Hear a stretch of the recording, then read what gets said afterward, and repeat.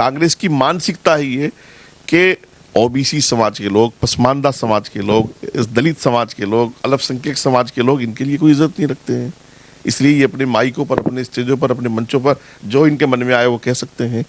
तो राहुल गांधी, आज आप भी सुन लीजिए, वो डिलीट तो नहीं हो गया है, उसको तो वीडियो है आज भी यूट्यूब पर, आप डालिए।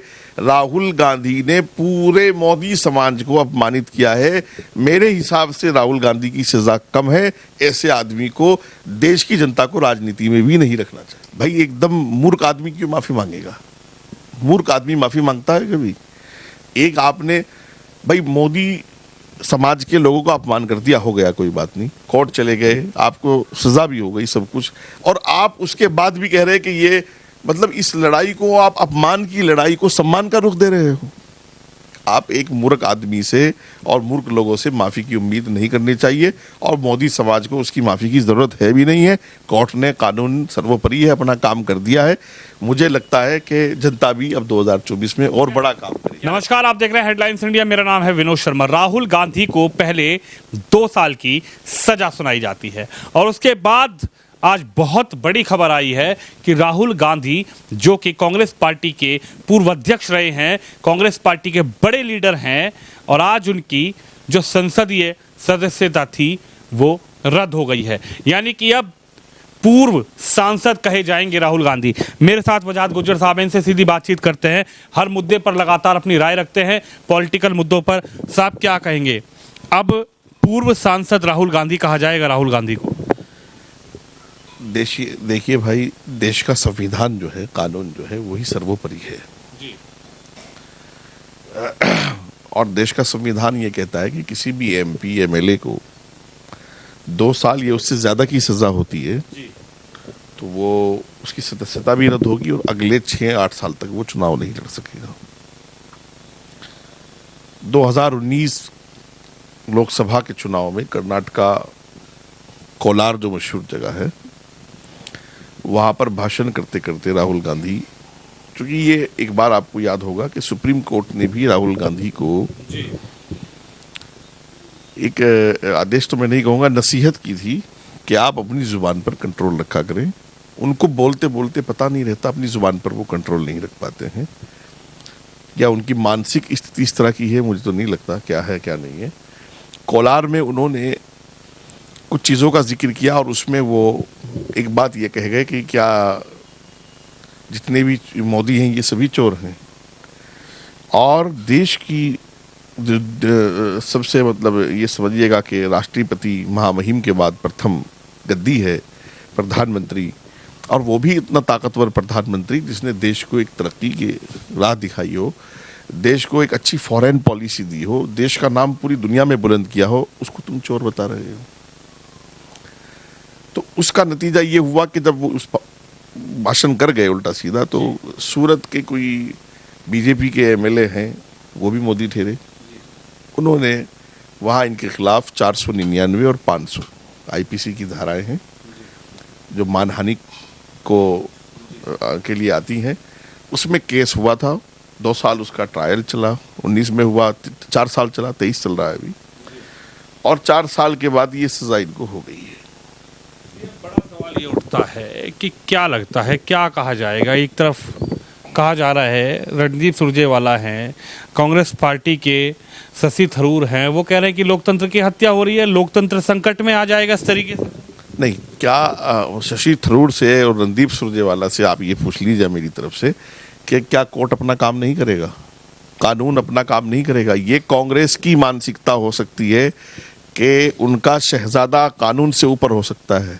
भारतीय जनता पार्टी की ऐसी मानसिकता नहीं है, और दूसरे मैं समझता हूं कि और किसी भी संगठन की इस तरह की मानसिकता नहीं होनी चाहिए कि उनका कोई भी आदमी, वो सांसद हो, वो मंत्री हो, ये जो भी हो, कि वो कानून से ऊपर जाएगा।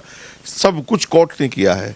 499, 500 में मुकदमा दर्ज हुआ है, 4 साल उसका ट्रायल चला है, कोर्ट ने आदेश दे दिया, इनको अधिकार है, ऊपर जा सकते हैं, सेशन में जाइए, हाई कोर्ट जाइए, सुप्रीम कोर्ट जाइए। और ये तो बिल्कुल, ये क्या डिस्क्वालीफाई होना, ये ऑटोमेटिक है। जैसे ही आपको सजा हुई, आप सदस्य नहीं रहेंगे। नहीं तो सड़कों पे उतर जाएंगे ना, कांग्रेस पार्टी तमाम सड़कों पे उतर जाएगी कल से। वो कहेगी तो मोदी करवा रहे हैं, ये तो भाजपा करवा रही है। भाई मैं वही तो पूछ रहा हूँ किया तो कोर्ट ने है, उसमें मोदी जी का, भाजपा का या किसी और का क्या अमल दखल है? इस कोर्ट ने किया है और कोर्ट का एक प्रोसीजर है, देखिएगा ये भी कि कोर्ट ने 2 साल की सजा इनको सुनाई, वही इनको जमानत भी दी है और 30 दिन के लिए इनको इस बात ये ऊपर भी जा सकते हैं, लेकिन ये जाएं तभी तो, वो तो कानून है, देखिएगा कानून को आप, और कानून भी मनमोहन सिंह सरकार में उसमें संशोधन हुआ था, इनको याद नहीं रहता कुछ भी। और मैं समझता हूं कि कानून से ऊपर कोई नहीं है, ये सड़कों पर जाए, जंगलों में जाए, जमीन पर जाए, आसमान पर जाए, कानून है, लॉ एंड ऑर्डर है, मोदी की सरकार है, देश भर में लॉ एंड ऑर्डर बहुत अच्छा चल रहा है। जहां जहां ये लॉ एंड ऑर्डर को हाथ में लेंगे तो वहां वहां इनका इलाज होगा पक्का। क्या लगता है, 4000 किलोमीटर की एक पैदल यात्रा राहुल गांधी ने शुरू की थी, भारत जोड़ो यात्रा, सांसद राहुल गांधी ने भारत जोड़ो यात्रा शुरू की थी और सपना ये देखा जा रहा था वजह साहब कि अब देश की कुर्सी से मोदी को हटाएंगे और देश को बचाएंगे, राहुल को प्रधानमंत्री बनाएंगे। लेकिन प्रधानमंत्री की तो बात छोड़िए, अब सांसद नहीं रहे राहुल गांधी। नहीं, मैं आपसे ये पूछना चाहता हूं, क्या ये कांग्रेस के हाथ में है क्या कि वो किसको देश का प्रधानमंत्री बनाएंगे, किसको हटाएंगे, किसको लगाएंगे?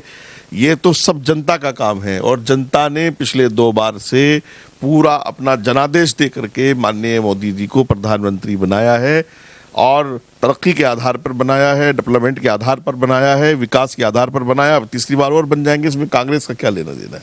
कांग्रेस का तो कोई लेना देना नहीं है।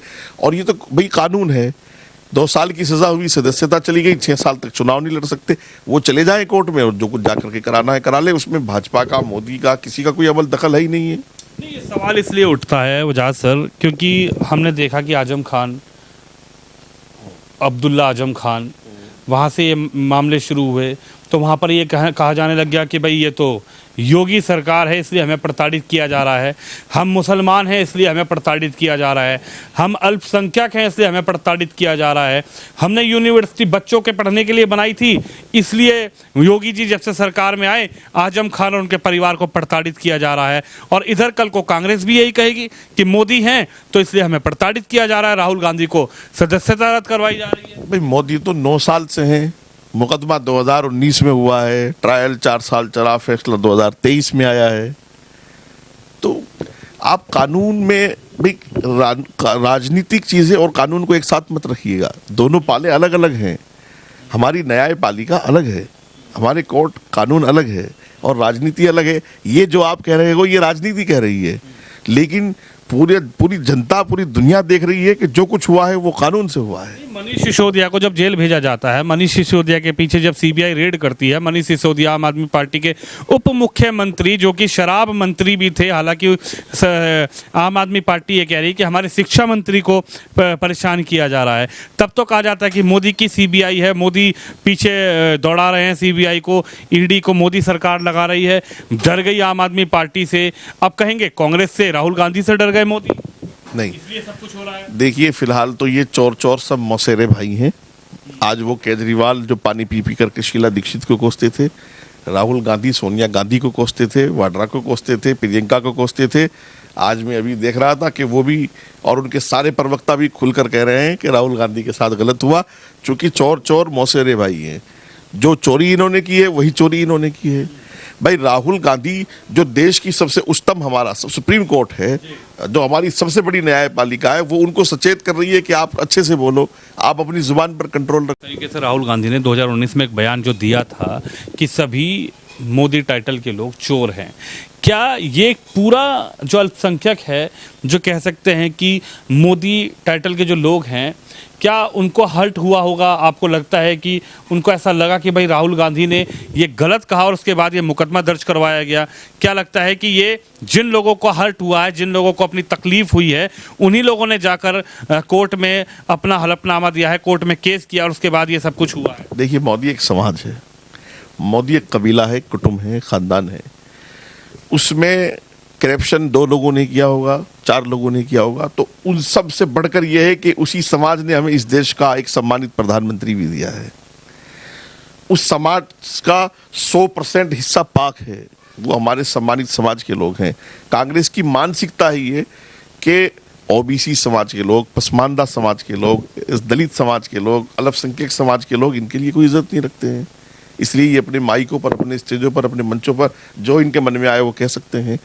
तो राहुल गांधी, आज आप भी सुन लीजिए, वो डिलीट तो नहीं हो गया है, उसको तो वीडियो है आज भी यूट्यूब पर, आप डालिए।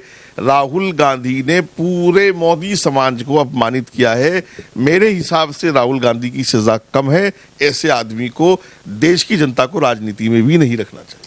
क्या कहेंगे, क्या लगता है कि इस पूरे मुद्दे के बाद कांग्रेस पार्टी को 2024 में बहुत बड़ा नुकसान होने जा रहा है?